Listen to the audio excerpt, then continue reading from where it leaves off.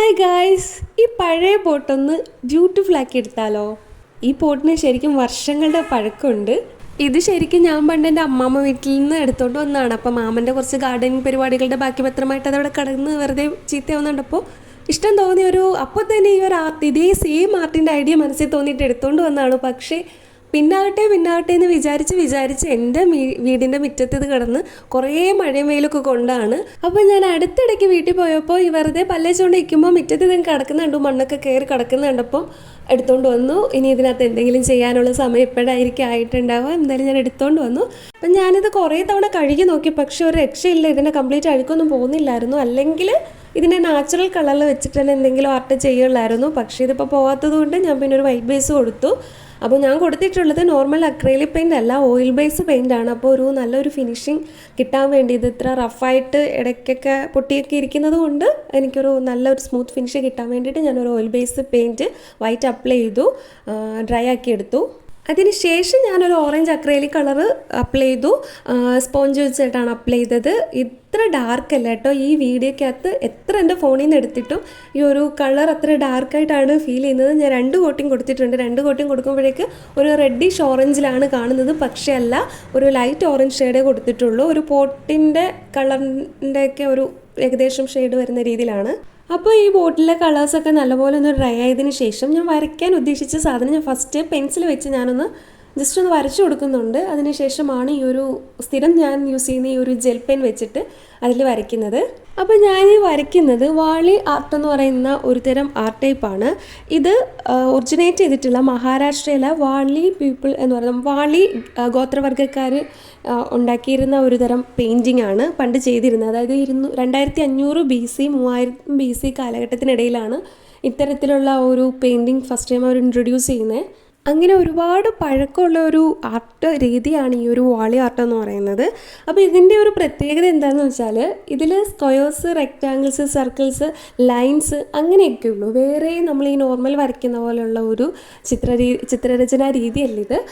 ഇത് ഓരോ സർക്കിൾസ് ആണെങ്കിലും റെക്റ്റാങ്കിൾ ആണെങ്കിലും ഓരോന്ന് സിംബലൈസ് ചെയ്യുന്നു. ഇപ്പോൾ സർക്കിൾസ് ആണെങ്കിൽ ഈ നമ്മുടെ സണ്ണ്, മൂണ് അതിനെയൊക്കെയാണ് സിംബലൈസ് ചെയ്യുന്നത്. അതുപോലെ തന്നെ ഹ്യൂമൻ ബീയിങ്ങിനെ കാണിക്കാൻ വേണ്ടിയിട്ട് 2 റെക്റ്റാങ്കിൾ, ഒരെണ്ണം നേരെയും ഒരെണ്ണം തലകുത്തനെയും നിൽക്കുന്ന രീതിയിലൊക്കെയാണ് ഹ്യൂമൻ ബീയിങ്ങിനെ റെപ്രസെൻറ്റ് ചെയ്യുന്നത്. അതുപോലെ തന്നെ റെക്റ്റാങ്കിൾ യൂസ് ചെയ്യുന്നത് മറ്റ് മൗണ്ടെയിൻ, കോണിക്കൽ ട്രീസ് അതിനൊക്കെ കാണിക്കാൻ വേണ്ടിയിട്ട് ഈ പറഞ്ഞ ട്രയാങ്കിൾ വേറെ യൂസ് ചെയ്യുന്നുണ്ട്.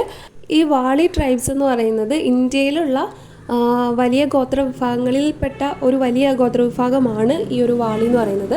അപ്പോൾ അവരുടെ കാലത്ത് അവരുടെ ഈ മൺതേച്ച ഭിത്തികളിൽ, അവരുടെ വീടിൻ്റെ മൺഭിത്തികളിലൊക്കെയാണ് ആദ്യം ഈ ഒരു ആർട്ട് ഇൻട്രൊഡ്യൂസ് ചെയ്തിട്ടുള്ളത്. അപ്പോൾ അവിടുന്ന് പിന്നീട് അവരുടെ കലയുടെയും സംസ്കാരത്തിൻ്റെയും പിന്നെ അവരുടെ കൃഷി, അവരുടെ വേട്ടയാടൽ അത് റിലേറ്റ് ചെയ്തിട്ടുള്ള ചിത്രങ്ങളാണ് ഈ ഒരു വാളി ആർട്ടിൽ കംപ്ലീറ്റ് ആയിട്ട് കാണാൻ പറ്റുന്നത്.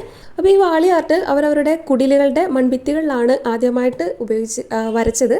പിന്നീട് ശേഷം അവരുടെ മൺപോട്ടുകളിലും ഒക്കെ അങ്ങനെ വരയ്ക്കുന്നുണ്ട്. പക്ഷേ ഇപ്പോൾ ഇത് ഫേമസ് ആണ്, കോമൺ ആണ്. അപ്പോൾ മഹാരാഷ്ട്രയിലാണ് ഇത് ആദ്യമായിട്ട് വരുന്നതെങ്കിലും ഏറ്റവും കൂടുതൽ പ്രചാരം നേടിയിട്ടുള്ളത് ഗുജറാത്തിലാണ്. സോ മഹാരാഷ്ട്ര, ഗുജറാത്ത് സംസ്ഥാനങ്ങളിൽ അവരുടെ പഴയ ട്രഡീഷൻ തിരികെ കൊണ്ടുവരുന്നതിൻ്റെ ഭാഗമായിട്ട് ഈ ഒരു വാളി ആർട്ട് ഇപ്പോൾ നല്ലപോലെ ഒരുപാട് യൂസ് ചെയ്യുന്ന ഒന്നാണ്.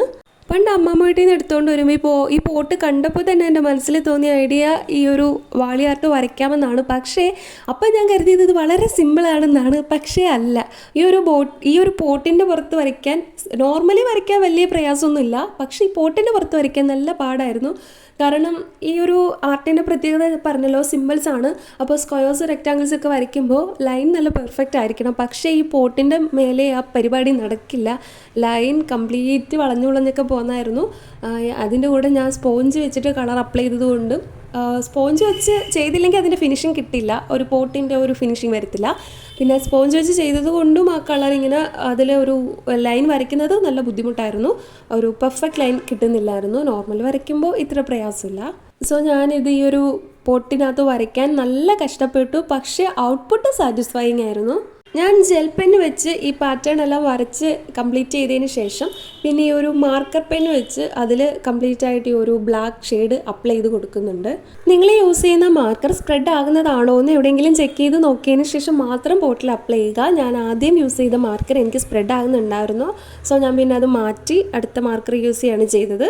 എൻ്റെ മാർക്കർ സ്പ്രെഡായ ആ ബോട്ടിലൊക്കെ ആ ഒരു പോട്ടിൻ്റെ അവിടെ ഇവിടെയൊക്കെ ആയിട്ട് പറ്റി പിടിച്ച് കുറേ നേരം കഴിഞ്ഞപ്പോഴാണ് ഞാനത് അറിഞ്ഞത്. പിന്നെ ഇതിൽ വീണ്ടും കളർ എനിക്ക് അപ്ലൈ ചെയ്യേണ്ടി വന്നു. ഈ ഒരു യെല്ലോ മാർക്കറാണ് നിങ്ങൾ യൂസ് ചെയ്യുന്നതെങ്കിൽ തീർച്ചയായിട്ടും യൂസ് ചെയ്യരുത് കേട്ടോ. മാത്രമല്ല ഞാൻ ഈ പോട്ട് ഒരു പ്ലാന്റിങ് പോട്ടിന് വേണ്ടിയിട്ടാണ് യൂസ് ചെയ്യാൻ വിചാരിച്ചത്. അതിലൊരു ചെടി നടാനുള്ള ഒരു ഉദ്ദേശം എനിക്ക് ഉണ്ടായിരുന്നു. അപ്പോൾ അതുകൊണ്ട് തന്നെ നിങ്ങൾ തീർച്ചയായിട്ടും നല്ല മാർക്കർ യൂസ് ചെയ്യുക, അല്ലെങ്കിൽ പണി പാളും. ഇതാണ് ഇതിൻ്റെ ഒരു ഫൈനൽ ഔട്ട്പുട്ട്. എനിക്ക് നല്ലപോലെ ഇഷ്ടപ്പെട്ടു. ഈ പാറ്റേൺ എല്ലാം ഞാൻ പിൻട്രസ്റ്റിൽ തപ്പി കിട്ടിയതാണ്. പക്ഷേ ഈ ഒരു എല്ലാം ഒറ്റ സെറ്റ് പാറ്റേൺ അല്ല, ഞാൻ ഓരോ പിക്ചറും പലയിടത്തു നിന്ന് എടുത്തിട്ടുള്ളതാണ്. അപ്പോൾ നിങ്ങളും പിൻട്രസ്റ്റിൽ തപ്പി നോക്കിയാൽ മതി, ഇതുപോലെ കുറേ പാറ്റേൺസ് ഒക്കെ കിട്ടും. ശരിക്കും ഇതിൻ്റെ കളറ് ഈ ഒരു ഡാർക്ക് ഓറഞ്ച് കളറല്ല, ഒരു ലൈറ്റ് ഓറഞ്ച് കളറാണ്. നമ്മുടെ ശരിക്കുള്ള ഓറഞ്ചിൻ്റെ ഓറഞ്ച് കളറാണ്.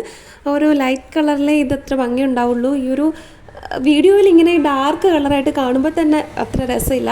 ലൈറ്റ് ഷെയ്ഡാണ്, ലൈറ്റ് ഷെയ്ഡ് കൊടുക്കുന്നതാണ് നല്ലത്. അപ്പോൾ ഞാൻ ഈ പോട്ടിൽ ഈ ഒരു പ്ലാന്റാണ് നട്ടിട്ടുള്ളത്. ഇത് വെറുതെ കുറച്ച് വെള്ളം ഒഴിച്ച് കൊടുത്താൽ മതി, നല്ലതുപോലെ ക്ലിക്കുന്ന ഒരു പ്ലാന്റാണ്. അപ്പോൾ തിക്കായിട്ട് കളിച്ച് വരുമ്പോൾ നല്ല ഭംഗിയായിരിക്കും, അതുകൊണ്ട് ഇത് നട്ടു. അപ്പോൾ നിങ്ങളുടെ വീട്ടിൽ ഇതുപോലത്തെ പോട്ട് ഉണ്ടെങ്കിൽ തീർച്ചയായിട്ടും ഇതൊന്ന് ട്രൈ ചെയ്ത് നോക്കണേ. അപ്പോൾ ഇന്നത്തെ വീഡിയോ ഇഷ്ടമെങ്കിൽ ലൈക്ക് ചെയ്യാനും സബ്സ്ക്രൈബ് ചെയ്യാനും സപ്പോർട്ട് ചെയ്യാനും മറക്കല്ലേ. ഇനി അടുത്ത വീഡിയോയിൽ കാണാൻ.